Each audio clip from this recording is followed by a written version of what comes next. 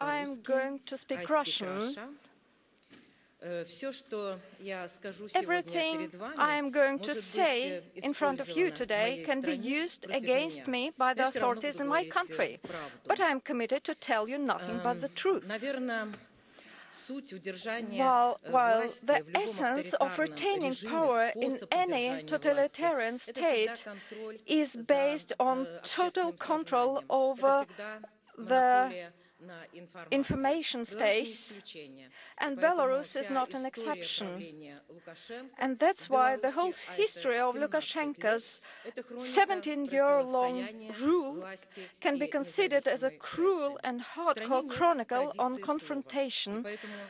We don't have tradition of freedom of speech in the country, so it's so easy to say what's the role of mass media in the society is.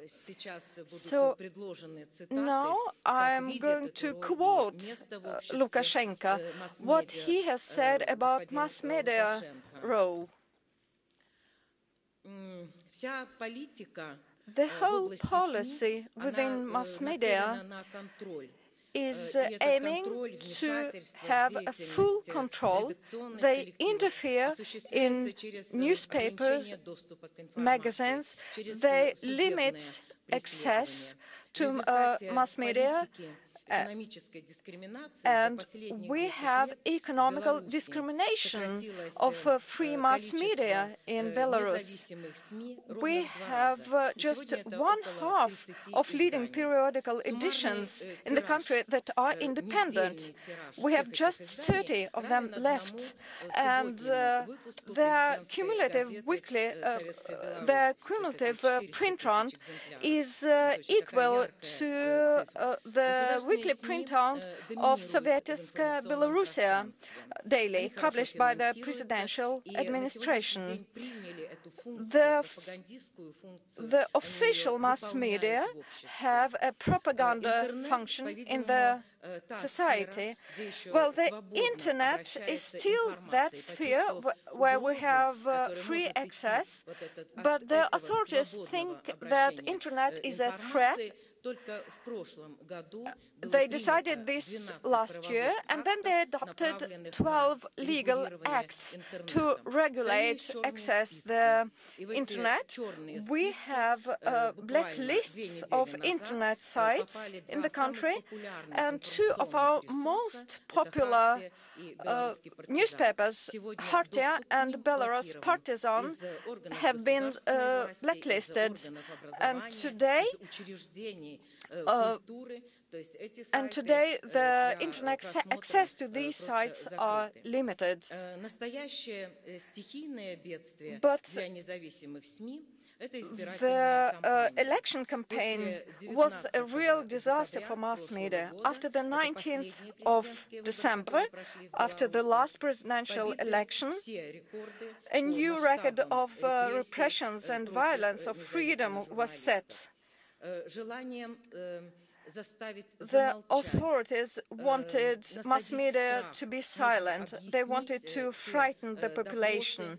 And that's why they hold searches of my colleagues, seizing equipment, opening criminal cases, myself and 3 of my deputies. And here I represent the Belarusian Association of Journalists. We were also interrogated in KGB.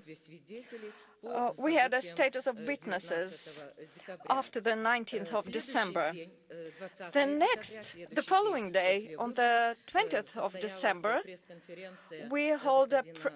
Lukashenko held a press conference. Правоохоўныя органы дасталі з этого аўтамабіля. На жаль, это немагчыма было зрабіць, таму што мы ляжалі тварам у снег, і апаратуру нам загадалі выключыць. Ну, это так, преамбула. А чаму вы лежалі тварам у снег? Ну, потому что, как бы так, хлопцы у чорным загадали усім легче, нягледзячы на тое, што вот акрэдытацыя так вот висела на відавоку. Короче, тварам об глебу вы атрымалі там. Не, ну, я не скарджуся, это... Ну, вы нормальный человек. человек сегодня не побитый, не помятый. Не, ну так я же говорю, это профессия такая, кожна ж Ну правильно, совершенно правильно, они же вас защищали. Праз 5 дзён у мінскай рэдакцыі еўрапейскага радыё супрацоўнікі КДБ правялі ператрус, забраўшы ўсю аргтэхніку. Еўрарадыё з 2009 года афіцыйна акрэдытаваны ў Беларусі сродак масавай інфармацыі. Пасля гэтага інцыдэнту ператрусы прайшлі яшчэ ў 4 офісах СМІ і ў 12 кватэрах журналістаў. Па звестках на канец лютага 2011 года спецслужбы забралі ў прадстаўнікоў СМІ 114 адзінак прафесійнай апаратуры. Увечары 19 снежня большасць журналістаў сканцэнтравалася на плошчы Незалежнасці, куды калона дэманстрантаў перайшла з Кастрычніцкай. Калі пачалася зачыстка, журналісты да апошняга заставаліся на месцы падзеяў, выконваючы свой прафесійны абавязак. Шмат каму з іх гэта каштавала здароўя, а некаторым свабоды.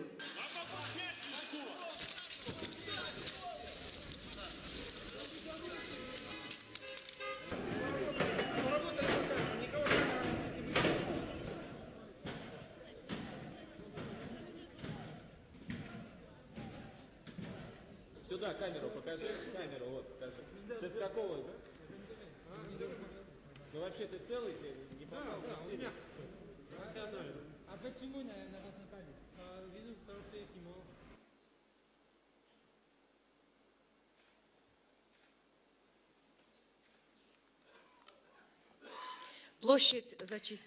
The central square was cleaned up from the hope. That's one of my colleagues wrote.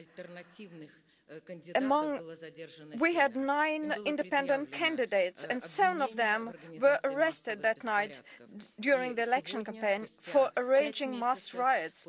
And today, 5 months later, we are entering a new period of court cases.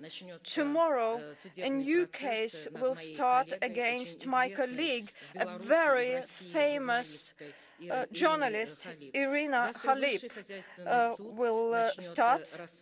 So the Supreme Court, Supreme Administrative Court, will open her case, and a case of closing down of one of the most popular newspapers, Nasha Niva. And next week, another very popular newspaper, Narodnaya Voля, will be closed. And the reason to start a criminal case was that these newspapers wrote about the tragic event in the metro in Minsk on the 11th of April. The authorities want to make this relationship with mass media even more acute. The authorities are shocked how rapidly the population became interested in politics prior to the elections. And another factor is an economical problem. We cannot buy foreign currency anymore. The prices are rising very quickly. The society is becoming unstable or stressed, and that's why the regime has no other means to control the information than to ban it. That's how they can rule the minds of the people. I would also like to say that when we talk about dictatorships, we think about by stereotypes. We think that a dictatorship that makes military violence, refugees, fires. But the modern dictatorships, they have a very good feature now. They're flexible. They can adapt. The dictators of those regimes, they manage to find support among the population or outside. Lukashenko's best friend is Hugo Chavez and Gaddafi. 1 year ago, Lukashenko gave Bakiev's a status of political refugee.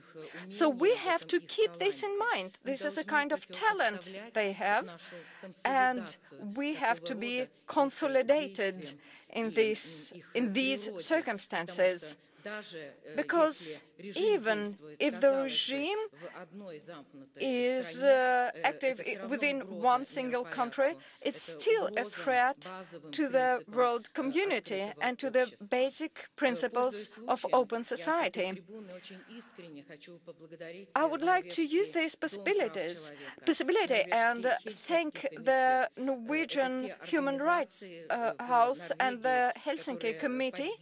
These are the Norwegian organizations that support us, that show solidarity with us when we claim that the political prisoners and journalists should be released from the prisons in Belarus.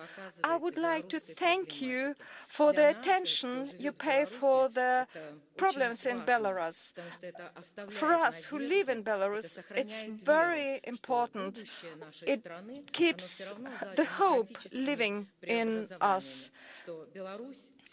And we really hope that Belarus will go back to the dialogue and will discuss its policy with Europe. Thank you.